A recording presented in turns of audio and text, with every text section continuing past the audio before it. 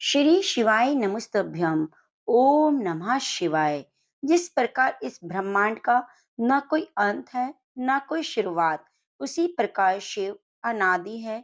संपूर्ण ब्रह्मांड शिव के अंदर समाया हुआ है। आइए भगवान शिव शंकर का ध्यान करते हुए श्रवण करते हैं सोमवार की संपूर्ण व्रत कथा। आप इस कथा को पूरा अवश्य सुनिए और कथा सुनने से पहले कमेंट बॉक्स में ओम नमः शिवाय जरूर लिखिए। एक बहुत धनवान साहूकार था। उसके घर में धन आदि किसी भी प्रकार की कोई कमी नहीं थी। उसको एक दुख था, उसके कोई पुत्र नहीं था। वह इसी चिंता में रात दिन दुखी रहता। वह पुत्र की प्राप्ति हेतु प्रत्येक सोमवार को सोमेश्वर व्रत, चंद्रदेव और शिवजी का पूजन किया करता। वह प्रतिदिन शिव मंदिर में जाकर शिवजी की पूजा किया करता। सुबह शिवलिंग पर जल चढ़ाता, सायंकाल मंदिर में दीपक जलाया करता। उसकी भक्ति भाव को देखकर एक समय श्री माता पार्वती ने शिवजी से कहा, हे महाराज, ये साहूकार आपका अत्यंत भक्त है और सदैव आपका व्रत और पूजन बड़ी श्रद्धा से करता है। आपको इसकी मनोकामना पूर्ण करनी चाहिए। शिवजी ने कहा, हे पार्वती, यह संसार कर्म क्षेत्र है। जैसे किसान खेत में बीज बोता है, वैसा ही फल काटता है। उसी तरह इस संसार में जो जैसा करता है, वैसा ही फल भोगता है। पार्वती जी ने अत्यंत आग्रह से कहा, महाराज, जब यह आपका ऐसा भक्त है और यदि इसको कोई दुख है तो इसे दूर कीजिए, क्योंकि आप सदैव अपने भक्तों पर दयालु हैं, उनके दुखों को दूर करते हैं। यदि आप ऐसा ना करेंगे तो मनुष्य क्यों आपकी सेवा पूजा करेंगे। पार्वती जी का ऐसा आग्रह देख शिवजी महाराज कहने लगे, हे पार्वती, इसके कोई पुत्र नहीं, इसी चिंता से ये बहुत दुखी रहता है। इसके भाग्य में पुत्र ना होने पर भी मैं इसको पुत्र प्राप्ति का वर देता हूँ, परंतु वह केवल 12 वर्ष तक जीवित रहेगा। इसके बाद मृत्यु को प्राप्त हो जाएगा। इससे अधिक मैं और कुछ नहीं कर सकता। ये सब बातें वह साहूकार सुन रहा था। इससे उसको ना कोई प्रसन्नता हुई ना कोई दुख हुआ। वह पहले के जैसा ही शिव जी का व्रत और पूजन करता रहा। कुछ काल व्यतीत हो जाने पर साहूकार की स्त्री गर्भवती हुई। 10वें महीने में उसके गर्भ से एक अति सुंदर पुत्र की प्राप्ति हुई। साहूकार के घर में बहुत खुशी मनाई गई, परंतु साहूकार ने उसकी केवल 12 वर्ष की आयु जान कोई अधिक प्रसन्नता प्रकट न की और ना ही यह बात किसी को बतलाई। जब वह 11 वर्ष का हो गया तो उस बालक की माता ने उसके पिता से विवाह के लिए कहा, परंतु साहूकार कहने लगा, मैं अभी इसका विवाह नहीं करूंगा, काशी जी पढ़ने के लिए भेजूंगा।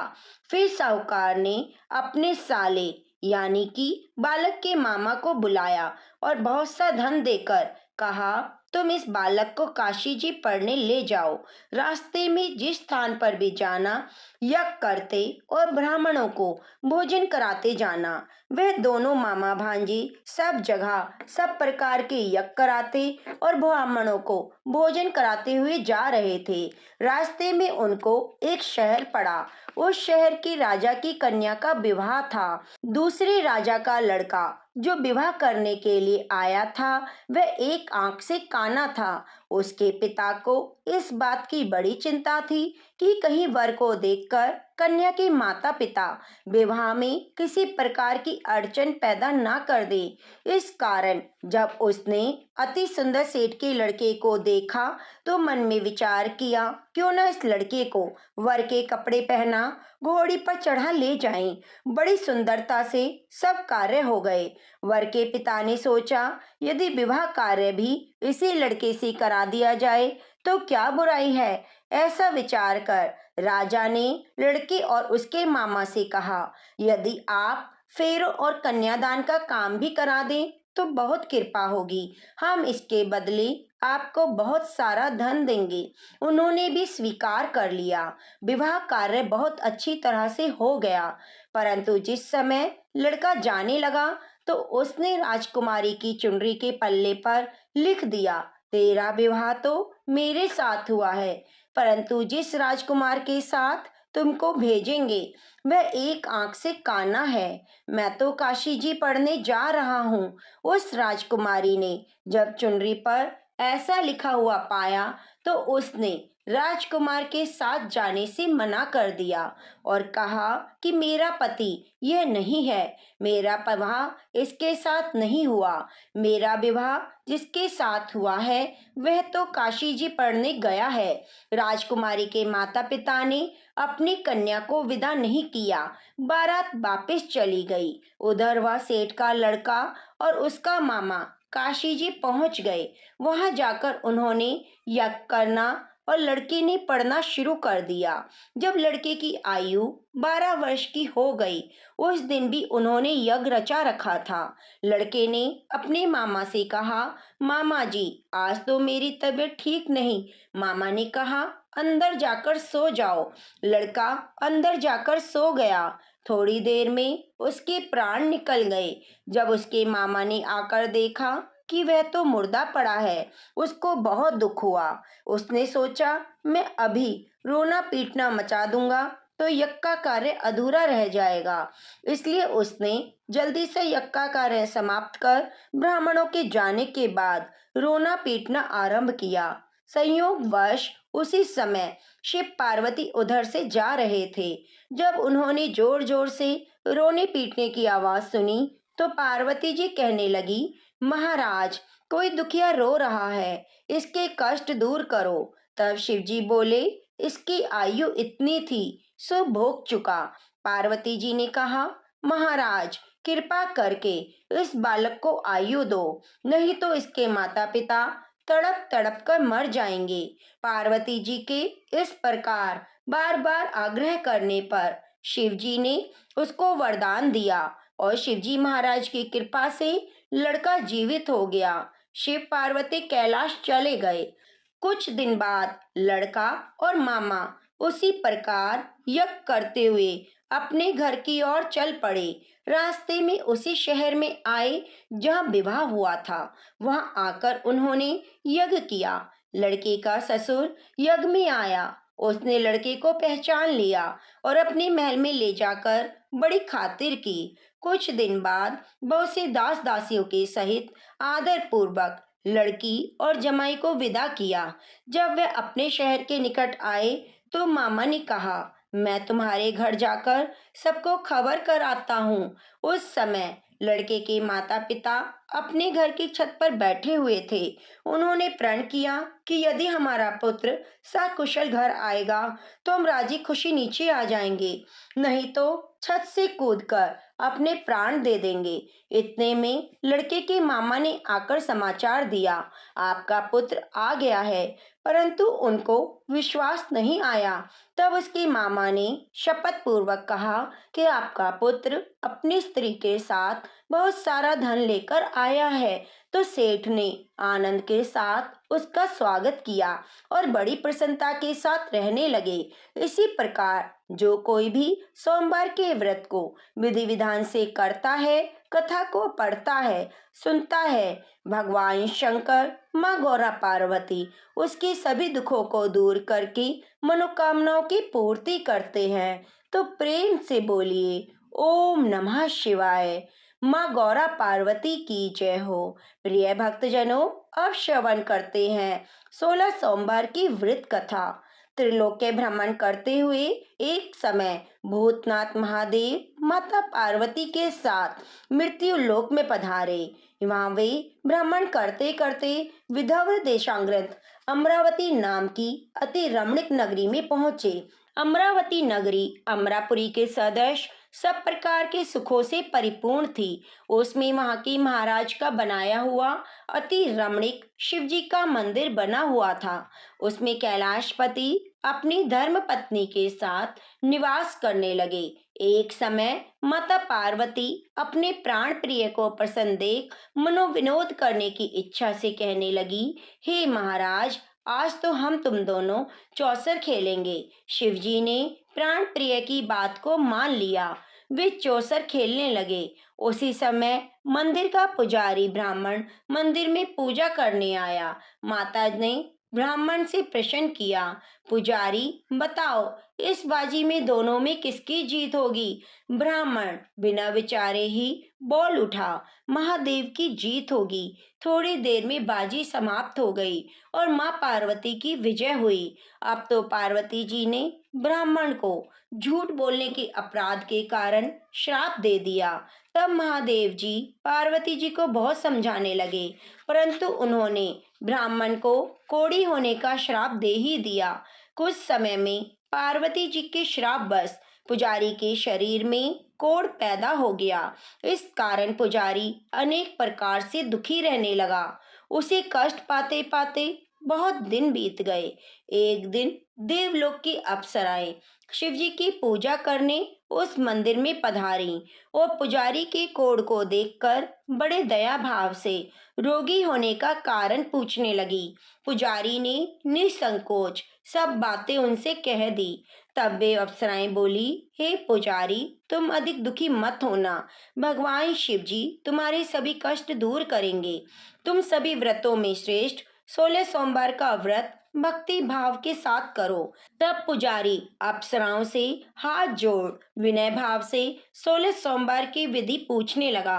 अप्सराएं बोली, जिस दिन सोमवार हो उस दिन भक्ति भाव के साथ व्रत रखें, स्वच्छ वस्त्र पहने, अच्छे बिने स्वच्छ गेहूं का आधा सेर आटा लेकर 3 अंगा बनाएं, घी गुड़ दीप निवेद्य पुंगी फल बेलपत्र जनेऊ जोड़ा चंदन अक्षत पुष्प के द्वारा प्रदोष काल में भगवान शंकर का विधि पूर्वक पूजन करें। उसके बाद अंगाओं में से एक शिवजी को अर्पण कर दें, बाकी 2 शिवजी का प्रसाद समझकर उपस्थित जनों में बांट दें और आप भी प्रसाद पावें।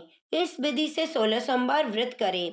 उसके बाद 17वें सोमवार के दिन पाव से पवित्र गेहूं की आटे की बाटी बनावें, घी गुड़ मिलाकर चूरमा बनाएं, शिव जी का भोग लगाकर उपस्थित भक्तों में बांट दें। फिर सुकुटुंब आप प्रसाद ग्रहण करें तो भगवान शिव की कृपा से सभी मनोरथ पूर्ण हो जाएंगे। ऐसा कहकर अप्सराएं स्वर्ग को चली गई। ब्राह्मण ने यथाविधि 16 सोमवार व्रत किया। भगवान शिव की कृपा से रोग मुक्त होकर आनंद से रहने लगा। कुछ दिन बाद शिव जी और पार्वती जी उस मंदिर में पुनः पधारे। ब्राह्मण को निरोग देखकर पार्वती जी ने ब्राह्मण से रोग मुक्ति का रहस्य पूछा।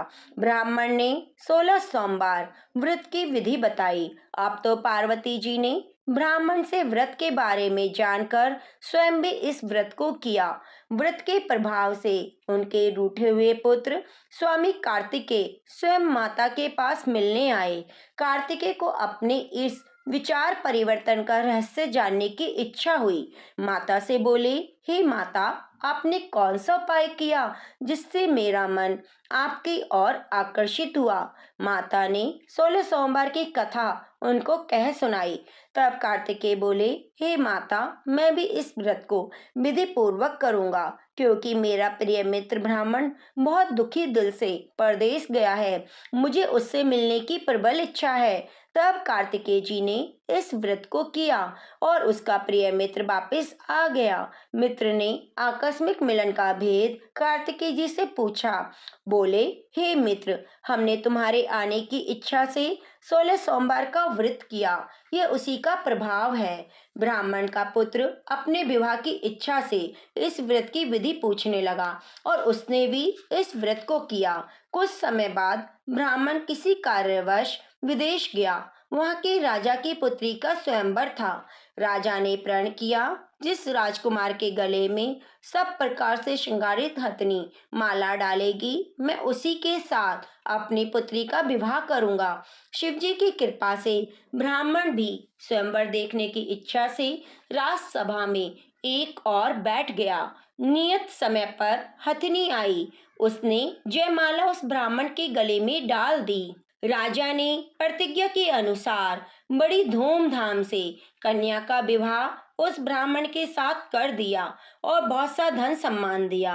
ब्राह्मण सुंदर राजकन्या पाकर सुख से जीवन व्यतीत करने लगा। एक दिन राजकन्या ने अपने पति से प्रश्न किया, हे प्राणनाथ, आपने कौन सा भारी पुण्य किया जिसके प्रभाव से हथिनी ने सब राजकुमारों को छोड़कर आपका वरण किया? ब्राह्मण बोला, हे प्राण प्रिय, मैंने अपने मित्र कार्तिकेय की कथा अनुसार 16 सोमवार का व्रत किया। उसी के प्रभाव से मुझे तुम जैसी रूपवान लक्ष्मी प्राप्त हुई। व्रत की महिमा को सुनकर राजकन्या को बड़ा आश्चर्य हुआ। वह भी पुत्र की कामना करके यह व्रत करने लगी। शिव जी की दया से उसके गर्भ से एक अति सुंदर, सुशील, धर्मात्मा, विद्वान पुत्र उत्पन्न हुआ। माता पिता दोनों उस पुत्र को पाकर बहुत खुश हुए। लालन पालन भली प्रकार करने लगे। जब पुत्र समझदार हुआ तो एक दिन उसने माता से पूछा, आपने ऐसा कौन सा तप किया जो मेरे जैसा पुत्र आपको प्राप्त हुआ? माता ने अपने किए हुए 16 सोमवार के व्रत की विधि बताई। पुत्र ने ऐसे सरल व्रत को सभी मनोकामनाओं को पूरा करने वाला सुना तो वह भी इस व्रत को राज्य अधिकार पाने की इच्छा से प्रत्येक सोमवार को करने लगा। उसी समय एक देश के वृद्ध राजा के दूतों ने आकर उसको अपनी कन्या के लिए वरण किया। राजा ने अपनी पुत्री का विवाह ऐसे सर्वगुण संपन्न ब्राह्मण युवक के साथ करके बड़ा सुख माना। वृद्ध राजा के देवलोक जाने पर वह ब्राह्मण गद्दी पर बिठाया गया, क्योंकि दिवंगत राजा के कोई पुत्र नहीं था। राजा बनने के बाद भी वह ब्राह्मण अपने 16 सोमवार का व्रत करता रहा। जब 17वां सोमवार आया तो राजा ने अपनी प्रियतमा से सब पूजन सामग्री लेकर शिवालय में चलने के लिए कही, परंतु राजकन्या ने उसकी आज्ञा की परवाह ना की। दास दासियों द्वारा सभी सामग्री शिवालय में भिजवा दी। आप नहीं गई। जब राजा ने शिवजी का पूजन समाप्त किया तब आकाशवाणी राजा के प्रति हुई। राजा ने सुना, हे राजा, अपनी इस रानी को राजमहल से निकाल दो, नहीं तो सर्वनाश कर देगी। आकाशवाणी सुनकर राजा के आश्चर्य का ठिकाना न रहा। राजा तत्काल ही अपने मंत्रणा कक्ष में आया और सभासदों को बुलाकर पूछने लगा, हे मंत्रियों, मुझे आज शिवजी की आकाशवाणी हुई है। राजा, तू इस रानी को निकाल दे, नहीं तो सर्वनाश कर देगी। मंत्री आदि सभी बड़े विस्मय और दुख में डूब गए। उन्होंने सोचा, ब्राह्मण को जिस कन्या के कारण राज्य मिला है उसी को निकालने का जाल रच रहा है। अंत में राजा ने रानी को अपने यहाँ से निकाल दिया। रानी दुखी हृदय भाग्य को कोसती हुई महल से चल पड़ी। बिना चप्पल, फटे वस्त्र, भूख से दुखी धीरे धीरे चलकर दूसरे नगर पहुंची। वहां एक बुढ़िया सूत काटकर बेचने जा रही थी। रानी की करुण दशा देखकर बुढ़िया बोली, चल तू मेरा सूत बिकवा दे, मैं वृद्धा हूँ, भाव करना नहीं जानती। बुढ़िया की बात सुनकर रानी ने बुढ़िया के सिर से सूत की गठरी उतारकर अपने सिर पर रख ली। थोड़ी देर में ऐसी आंधी आई कि रानी के सिर से सूत की पोटली उड़ गई। बेचारी बुढ़िया पछताती रह गई और रानी को अपने साथ से दूर रहने के लिए कह दिया। अब रानी एक तेली के घर गई तो तेली के सभी मटके शिवजी के प्रकोप के कारण उसी समय चटक गए। ऐसी दशा देखकर तेली ने रानी को अपने घर से निकाल दिया। इस प्रकार रानी अत्यंत दुख पाती हुई नदी के तट पर गई। उस नदी का समस्त जल सूख गया। उसके बाद रानी एक वन में गई। वहां जाकर सरोवर में सीढ़ियों से उतरकर पानी पीने लगी तो हाथ से जल स्पर्श होते ही सरोवर का नील कमल सदृश जल असंख्य कीड़ों में गंदला हो गया। रानी ने भाग्य पर दोषारोपण करते हुए जल को पिया और पेड़ की शीतल छाया में विश्राम करना चाहा। रानी जिस पेड़ के नीचे जाती, पत्ते तत्काल गिर जाते। अपने वन, सरोवर और जल की दशा को देखकर वन में गऊओं को चराने और पानी पिलाने वाले ग्वाले बड़े दुखी हुए। ग्वाले रानी को पकड़कर उस जंगल में स्थित मंदिर के पुजारी के पास ले गए। उन्होंने सभी बातें पुजारी को बताई। रानी के मुख की कांति और शरीर की शोभा को देखकर पुजारी जी जान गए कि अवश्य ही विधि की गति की मारी कोई कुलीन अबला है।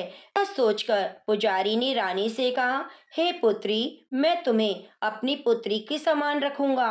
तुम मेरे आश्रम में रहो। पुजारी के ऐसे वचन सुनकर रानी को धीरज हुआ। आश्रम में रहने लगी, परंतु आश्रम में रानी जो भोजन बनाती, कीड़े पड़ जाते, जल भरती, कीड़े पड़ जाते। अब तो पुजारी भी बहुत दुखी हुए। उन्होंने रानी से पूछा, बेटी, तुम पर कौन से देवता का कोप है जिससे ऐसी दशा हुई? पुजारी की बात सुनकर रानी ने शिव जी का पूजन न करने जाने की बात पुजारी को कह सुनाई। तो पुजारी शिव जी महाराज की अनेक प्रकार से स्तुति करते हुए रानी से बोले, हे बेटी, तुम सभी मनोरथों को पूर्ण करने वाले 16 सोमवार व्रत की विधि पूर्वक करो। उसके प्रभाव से तुम्हारे सभी कष्ट दूर हो जाएंगे।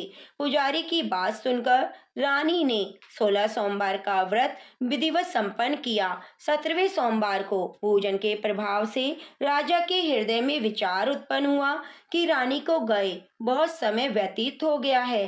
बेचारी न जाने कहाँ कहाँ भटकती होगी, उसे ढूंढवाना चाहिए। ऐसा विचार करके राजा ने रानी को तलाश करने चारों दिशाओं में दूत भेजे। दूत तलाश करते हुए आश्रम में आए। वह रानी को पाकर वे पुजारी से रानी को मांगने लगे, परंतु पुजारी ने मना कर दिया। दूत चुपचाप लौट गए। राजा के पास आकर रानी का हाल बताया। रानी का पता पाकर राजा स्वयं पुजारी के आश्रम में गए।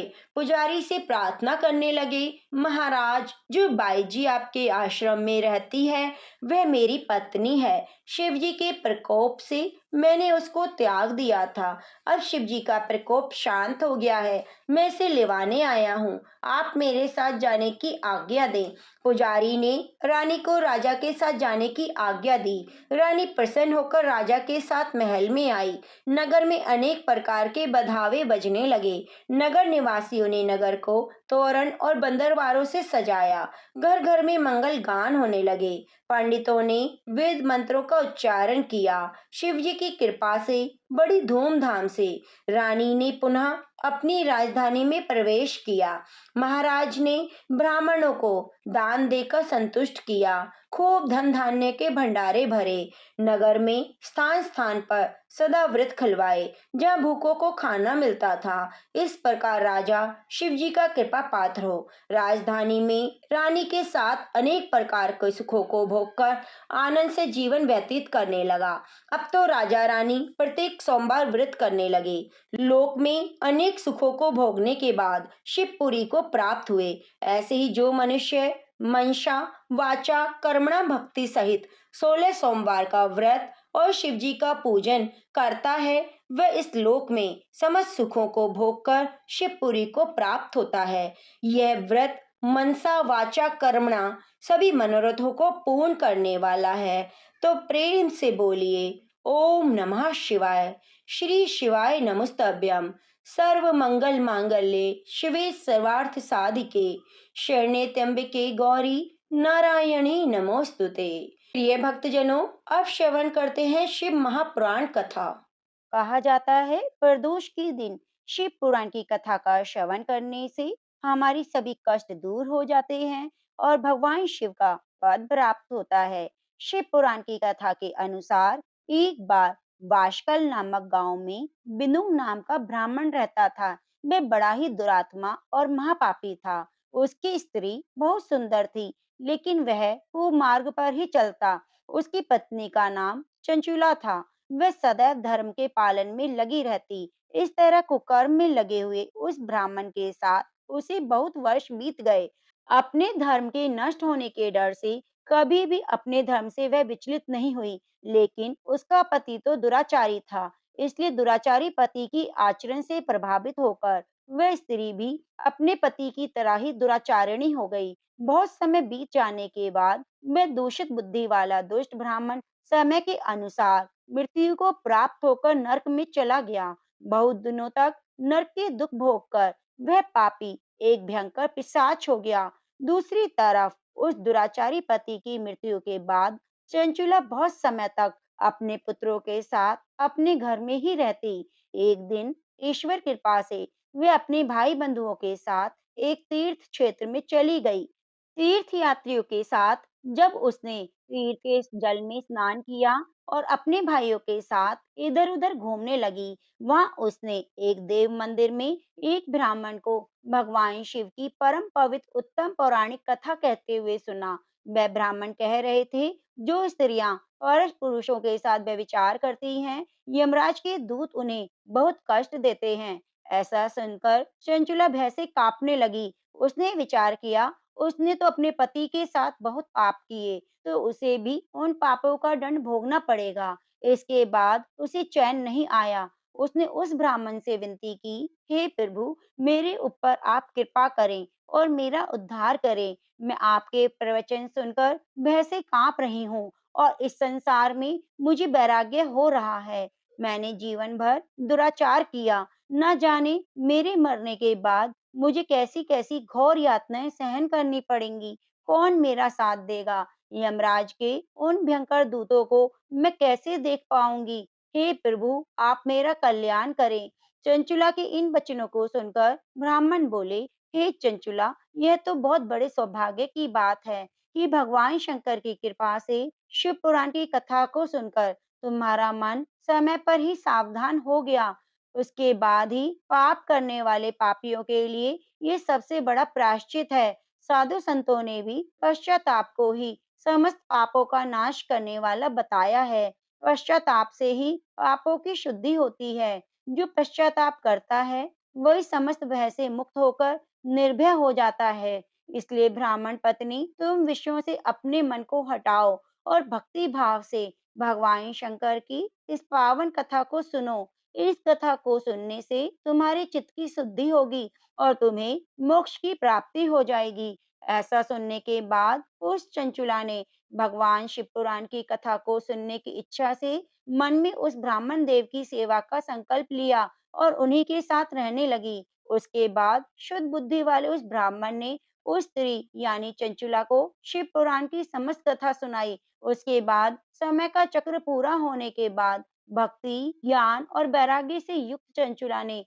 अपने शरीर को बिना किसी कष्ट के त्याग दिया। जैसे ही चंचुला ने अपने शरीर को त्यागा, भगवान शंकर का भेजा हुआ दिव्य विमान वहां पहुंच गया और भगवान शंकर के गणों ने चंचुला को उस विमान पर बिठाया और शिवलोक में ले गए। वह दिव्य रूप धारणी दिव्यांगना हो चुकी थी। चंचुला ने वहां साक्षात भगवान शंकर को देखा। उनके 5 मुख थे। हर मुख में उनकी 3 आंखें थीं। मस्तक पर चंद्रमा सुशोभित हो रहा था। उन्होंने अपने बाईं ओर माता पार्वती को बिठा रखा था। उनका सारा शरीर भस्म से भासित था। शरीर पर श्वेत वस्त्र शोभा पा रहे थे। इस प्रकार उज्जवल भगवान शंकर का दर्शन करने के बाद वह ब्राह्मण पत्नी बहुत खुश हुई। उसने महादेव और पार्वती जी को प्रणाम किया। उसकी आंखों से अश्रुओं की अविरल धारा बहने लगी। संपूर्ण शरीर में रोमांच पैदा हो गया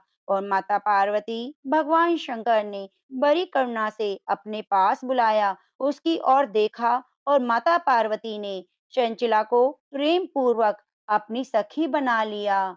ओम नमः शिवाय। हर हर महादेव।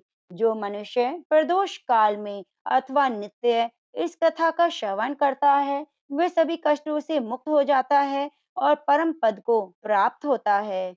श्री शिवाय नमस्तभ्यम। ओम नमः शिवाय।